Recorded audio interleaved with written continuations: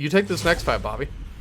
All right, so the next fight we have Mateusz Gamrot and we have Dan Hooker. This is a very interesting fight because all indications seem to point to me that Gamrot's going to win, but I can't fight this feeling anymore that the guy with the crappiest tattoos in the league that got the itch might just knock this guy out. And I just go waffling back and forth between this fight because I just don't know how to feel. It's not like my heart is saying Dan Hooker's going to win. I don't like Dan Hooker. I really don't. I'm not a fan of Dan Hooker. I think he's extremely overrated. I like Dan Hooker when he first started reevaluating his career, like his first UFC run.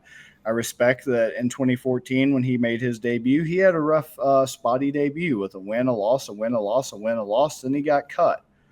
Oh, actually, no, he didn't get cut. Thankfully, they kept him around to be able to give him that opportunity. But he was definitely a cut candidate, and he turned it around after going win-loss, and he went on a 4-fight win streak with some pretty impressive names on there. KO and Jim Miller, submitting Mark Diakase with a guillotine, KO and Ross Pearson with a knee, KO and Gilbert Burns with a punch. Then he lost to Barboza, then went on another 3-fight tear against Paul Felder, Ally Quinta, James Vick. Man's been around for a while, since 2014 in the UFC, and he's only ever lost to elite-level guys. Arnold Allen, Makhachev, Michael Chandler, Dustin Poirier, Edson Barboza. That's it for after his resurgence. Obviously in his debut and his first few fights, that was a learning curve. That was a struggle. He was 13-7 after the Jason Knight loss. But after he had all that little resurgence and he really turned his career around, he's only lost to elite level guys ever since then. And that's Dan Hooker. And once again, I don't like Dan Hooker, so this is unbiased. I don't care because I respect what he's done to turn his career around, but I've never really been a fan because he's just one of those guys that I know that's his job as a fighter. He's supposed to have that self-belief, but he just rubs me the wrong way with how delusional he's been and no real justification for it. It's not like, he's lost these fights because, injuries have sapped him or, some of the best years of his career were taken away for outside circumstances. Gamrot, 3-fight win streak. Jalen Turner split decision, TKO'd Fiziev, but Fiziev blew his ACL in that fight. RDA unanimous decision, lost to Dariush, beat Sarukian, TKO'd Carlos Diego Ferreira. Beat who? Arman Sarukian. Who? One more time. Arman Sarukian. He's pretty dope. Okay, I just don't want to think make he sure. should have won that, but that's just me. I watched that fight. I do not think he should have won. That should have been Arman Sarukian. I'm just saying. 100%. Jeremy Stevens submitted him. Scott Holtzman KO'd him, lost to Guram. So, what do I think about this fight here? Here's my thing. I like Mateusz Gamrot. I really do. And now that I say it, let me look at the odds because, goddamn, I do not want to ride with Dan Hooker. My only thing is my biggest thing against Gamrot, I get he's went up against guys with really good sub defense. So obviously you're not going to sub Sarukian, even though once again I believe Sarukian won that fight. But how do you not fucking? I guess RDA does have good sub defense too. You can wrestle fuck them, but you can't sub them. It's just his lack of finishing power has just really screwed with me. But he also hasn't been in the UFC as long as I thought. He's been in for 4 years and he's been pretty active, but not as active as I would have hoped. So I don't know. All right, whatever. I'm going with Gamrot. I think Gamrot's the clearly better grappler. The only thing Dan Hooker has going for him is Dan Hooker's very tough. You can beat the ever-loving hell out of him like Dustin Poirier. Dustin Poirier's got pretty heavy hands. He's drastically improved his striking over the course of his UFC tenure, and he still wasn't able to put Dan Hooker out. Jalen Turner beat the man pillar to post. I think at one point he even broke Dan Hooker's arm, or Dan Hooker broke his arm. I don't know. It was a war that he had with Jalen Turner. Very fun fight. If you haven't watched it, go watch it. So he's got the striking advantage over Gamrot, I feel, and he's got the power advantage, and he's tough. But other than that, the grappling's just not there. My biggest thing is I really try not to fall into the trap of, okay, if Islam Makhachev just absolutely dominated Hooker, then that means Gamrot's going to absolutely dominate him. And here's why. Their grappling style is different.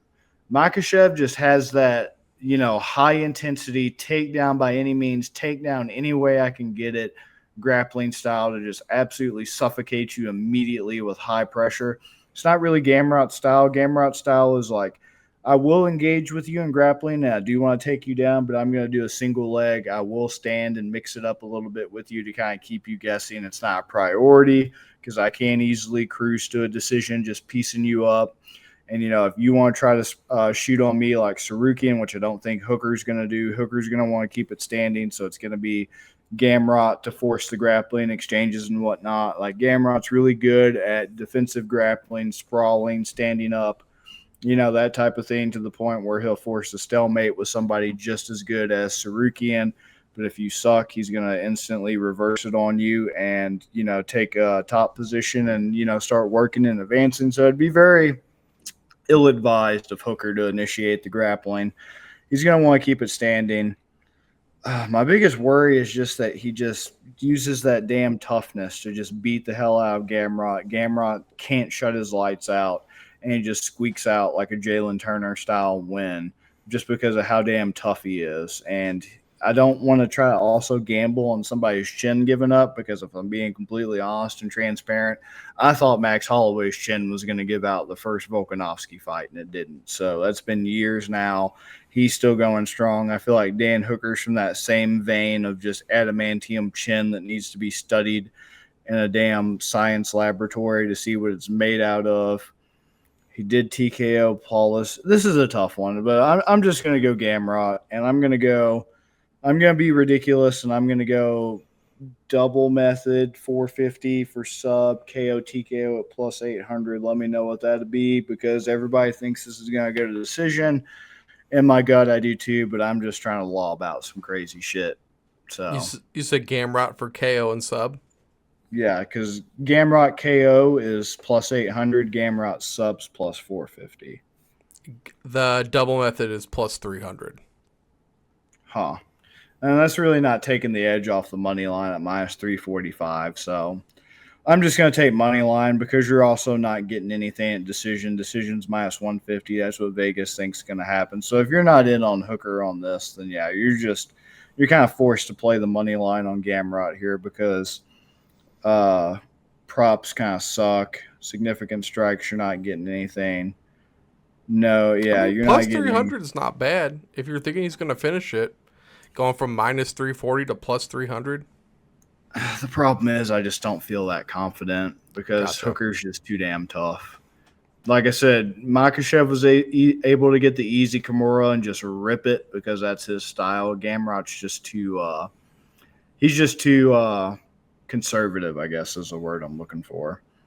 And then you're just not getting anything good. Point to be deducted, plus 2,000. I was just screwing around with the Jingling, but at least there's potential for that to happen if, you have a ref who's actually competent and wants to punish eye gouging. But, like, everything else is just suck. Like, split or majority decision. Ooh, that could be tantalizing, actually. Split or majority decision if Hooker does just have enough fight in them to make it a little bit controversial or whatnot, and judges are notoriously inept at their job. Plus 350 for split or majority decision could be decent. Yeah. But, I'm just going to go outright money line. What do you got? Man, I like Gamrot a lot in this fight. I'm going to be honest. And not just because of the Sarukian thing, but I think he keeps range really well. And I think it's going to be hard for Dan Hooker, who I feel like he's pretty slow compared to Gamrot, and he has these low hands, and it's the same style we talk about, like the karate boxing, like in and out, in and out, in and out. Whereas Gamrot, I think he can overwhelm him. He's got the takedown potential. He's got a great chin. You're saying Hooker has a great chin too. Man, Gamrot took like a shot that completely wobbled him in his last fight, and then another follow-up shot. Both of them could have put down a lot of fighters, but it didn't put him down. He stayed up. And was able to, I think, keep fighting. I think he won that fight too. Was that the RDA fight? Yes. Yeah. Do you remember how that one ended? It's just so concerning that old-ass washed RDA wobbled him. Fuck. But he just caught him, though. I mean, he just caught him and then caught him again when he was dazed and falling backwards. So, man, I just feel like with his grappling and takedowns, too, I like Gamrot. I like Gamrot in this one. I like him quite a bit. I'm going to take the edge off by taking the decision KO because I think he can get a volume KO. Or, like you said, I think both these guys are made of iron and it can just go to the decision. And you're getting that at minus 220, so I'm taking off over 100 points of juice. So I think I like that side quite a bit.